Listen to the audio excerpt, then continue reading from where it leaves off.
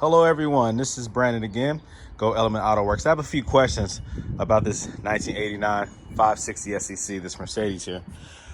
First off, I do want to start off that I have these H&R lowering springs. Now these are just the coils right here. I got these, shout out to Herbert Goins, from the 85 Euro SEC that I had. If I am correct in my thinking, the suspension on that is different from this 89 560 SEC. I guess it has some type of hydraulic suspension of some sort in the rear. Am I able to use these? Again, these were purchased by Herbert Goins for the 85 Euro 500 SEC. Different suspension setup. I think this has the hydraulic in the rear. Let me know if I can convert these or install these and what I need to do. How hard is that, first of all, to put these springs in there? Do you have to compress the existing spring, cut them? I mean, what do you have to do? Drop the part of the subframe? I have no idea. I don't know. Let me know, because I'm ignorant when it comes to this. I do not know. Let me see, another question. Okay, with these headlights. This one has a rock chip right here. Besides that, the rest of the glass is good, except this crap here. You know, this is all brittle and broken up. It's worse on the driver's side. Yeah, part of it is actually missing, this top part here. I mean, that's done, right? That's done. Should I convert those over to the Euro ones? Do they sell just the outer trim? Or do I have to get a whole headlight assembly? Or, I don't know. Fog lights. That fog light is out. That's busted. So I have to go online and order some new fog lights. I think this one is good though. This sun is killing me. I've done some mods to the interior regarding the audio system. I pulled out all the old speakers. The two in the rear were blown. The door speakers, this is the 10 speaker system. So it has like 6.5 or 6, I think 6.25. I can't remember what they are. Maybe 6.5 in the rear, and they have like 2 tweeters associated with each speaker.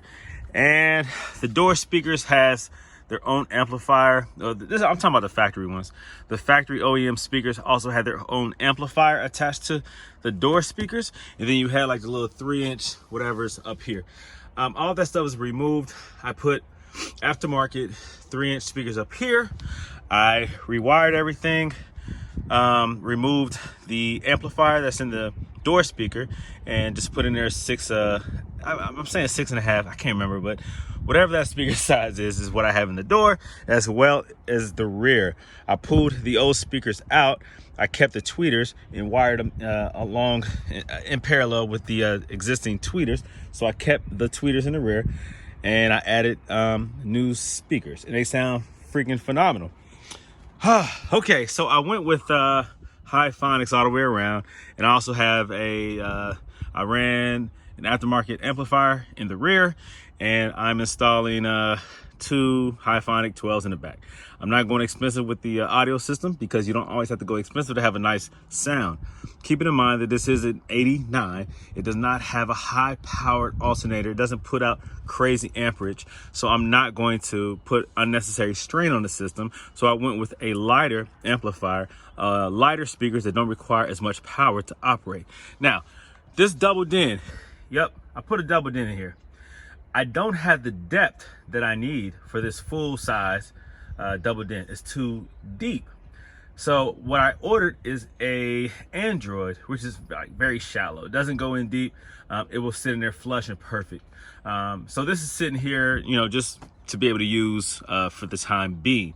I was able to create a bracket so that it does go in there. It will sit flush. The aftermarket one, the Android one that that's en route, I ordered a few days ago. It'll be here soon. That's gonna go in flush. I wasn't gonna make a video until that one was actually installed, so that you don't see this, but I said bump it. I'm gonna go ahead and make this video so you guys can see what direction I'm going here. So the audio system sounds great. Matter of fact, hold on. Well, you know what? I don't want to connect it right now because the Bluetooth will actually connect to this phone to cut my video off. But that is a nice, it's a very, very, very nice sound system. And when I put the Android in there, I'll let you all hear it. It really does sound good. Let's see. I will, now because I resolved that issue with the ground, I'm starting to question, do I have other issues with the ground? I mean, just because it's old and I need to freshen up all my grounding, like all the grounding wires or whatever, the grounded wires, I need to sand those down and clean them up and reattach them. So up in the engine compartment, I'm seeing a lot of corrosion, so I need to do that too as well.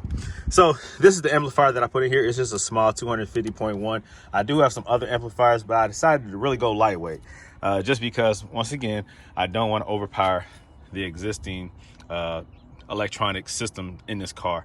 I don't, you know, for what I just went through, I don't want to do that. I have to be careful. Okay, here goes another question that I have. This.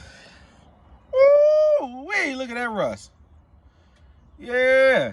And you know what's bad about that is this is hollow.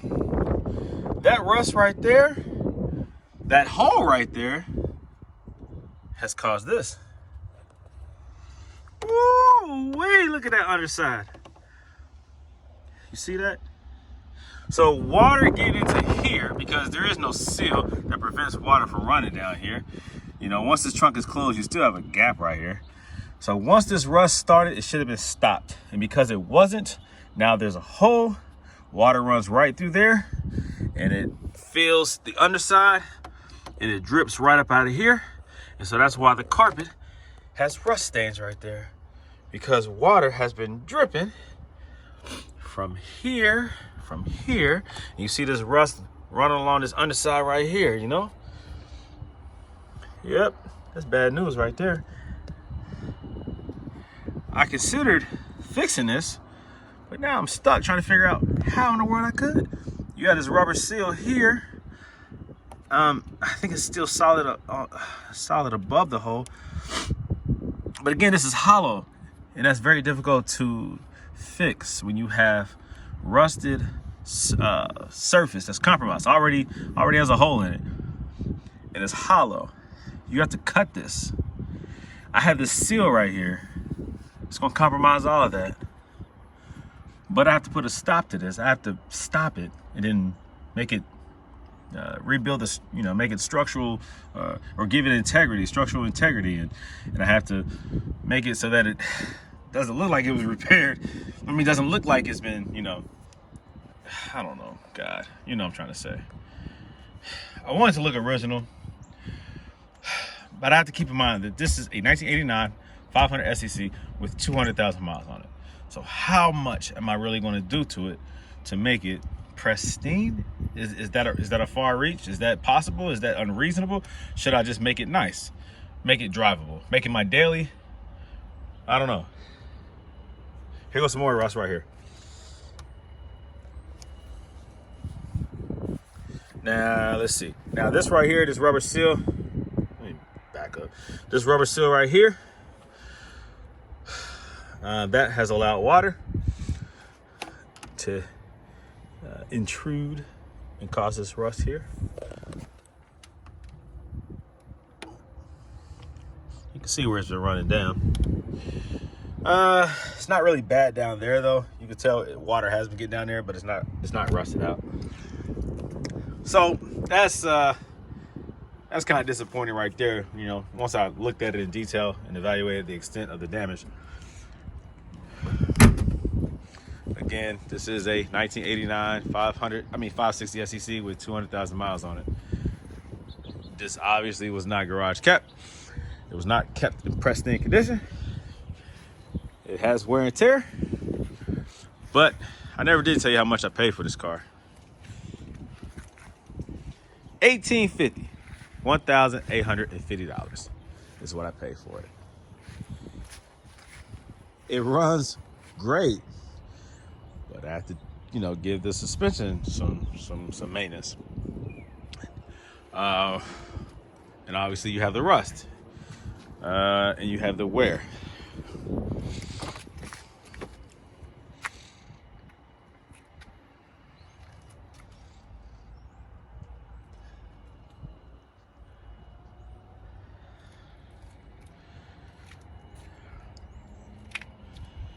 The wood has sun fading to it.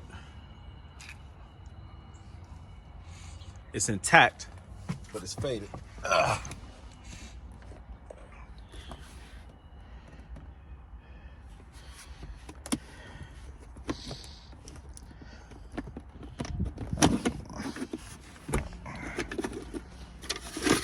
Let's look at this paper again. Let's look at the things that it needs again. You see that? This is when it was gone through. Front suspension guides, rod bushings are worn out. Front lower ball joint has play. Play in the tie rod center leak. Sway bar links have play. Engine transmission leak oil. I don't even see that.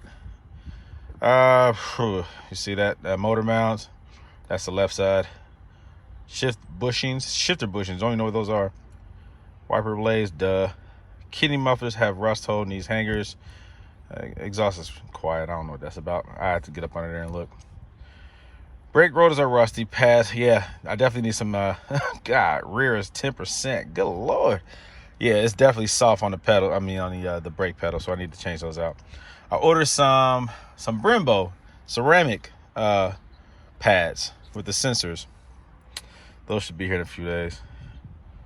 Tires, yeah, they're dated. I understand that. Fog light.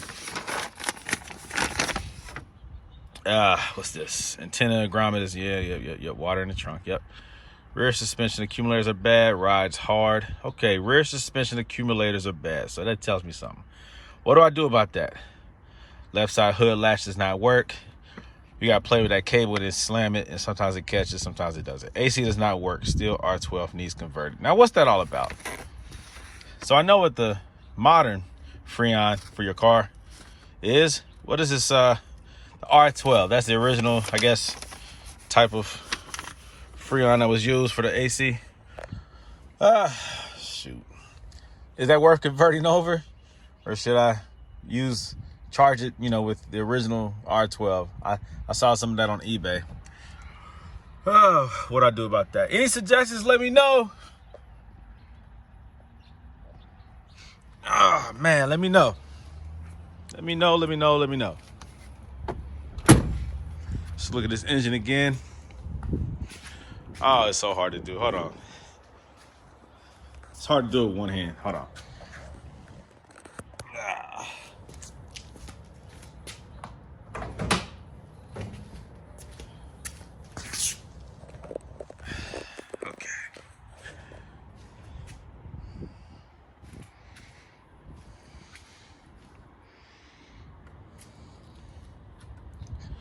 It's dirty.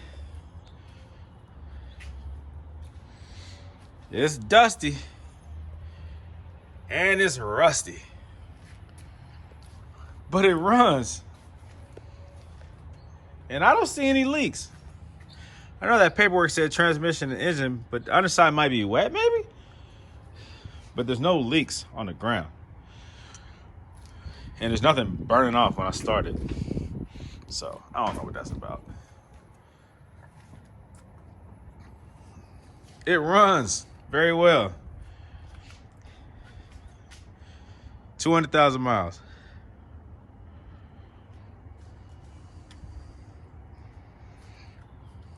$1,850.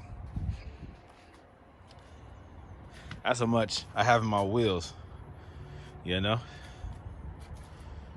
not bad. For a good running car, old school, classic car, just needs a lot of love. But it runs. And it runs well. Suggestions, ideas, let me know.